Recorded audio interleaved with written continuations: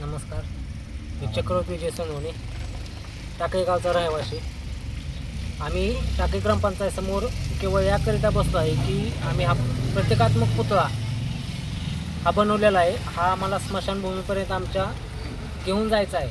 स्मशानभूमीची आमच्या एवढी बेकार हालत आहे, ना तिथं कुणाला जाय येतं, ना तिथं कसली मानवी विष्ठा असते किंवा पाईपलाईन आहे, त्या सगळ्या गोष्टी अडचणी आहेत.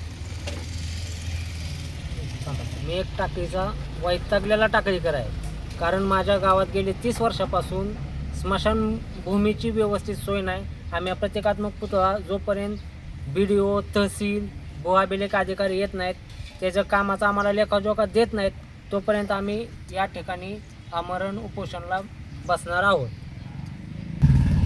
ज्यावेळेस अधिकारी येतील त्यावेळेस याची अंत्ययात्रा आम्ही टाकळी ग्रामपंचायतपासून ते स्मशानभूमीपर्यंत याची काढणार आहे. कधी जोपर्यंत अधिकारी येत नाहीत तोपर्यंत.